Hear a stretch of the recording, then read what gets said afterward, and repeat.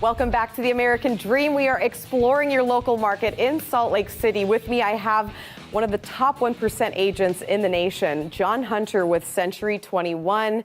He is an expert in this area. John, thank you so much for being here with us today. How are you? I'm good. Thank you for having me. Awesome. Thanks for being here. So I know Salt Lake City, a lot is going on, a lot of developments. There are buyers, there are sellers. Talk about how the market's doing as a whole.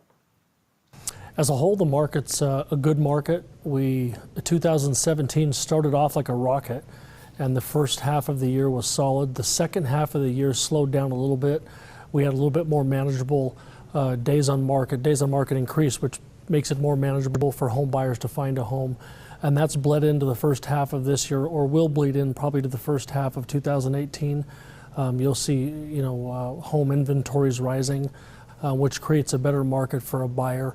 It gives them a few more days to consider making an offer on a home as opposed to a couple of hours. Sure. So it sounds like we're in a part of the market where sellers can still benefit from getting top dollar, but we still have historically low interest rates. So it's still a great time for buyers as well. Would you agree going into 2018, it's still a great time as a buyer and a seller? Absolutely, yeah. Our state here in Utah will continue to bring on net in-migration as businesses flock to Utah. I think it's currently ranked number 6 on the list as best markets in 2018. That's awesome. So that means rentals are going to go up, rental prices are going to go up, prices will probably continue to rise. Is that what you can say in terms of sales growth for 2018? Is that what you project? Absolutely.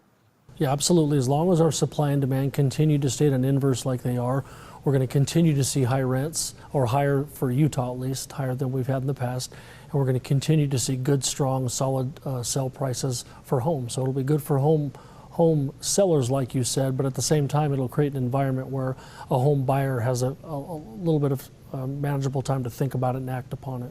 Sure, and I'm sure you're still seeing multiple offers. So last year we saw 3 rate spikes. Do you see that going into 2018 as well, kind of rates continuing to rise steadily?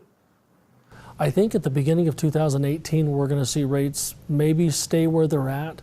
I think with the national slowdown, that there's been a slight national downtick in sales volume and sales velocity. So I think the powers that be will recognize that and probably not jack up rates too much too quick. But what will happen, I think, as we get into 2018, you're going to see more of our millennial home buyers coming into the market. They've now saved up enough money and it's time for them to buy, and they'll start buying in droves. And as they do, you'll start to see rates tick up probably toward the end of 2018. That makes sense. A lot of millennials are getting jobs, they're feeling comfortable, they've got their savings, they're ready to go, and so they're ready to buy. And if you are ready to buy, go straight to JHunter. Thank you so much for being here with us today. Thank you very much. Of course. Thanks for watching The American Dream. We'll be right back with more.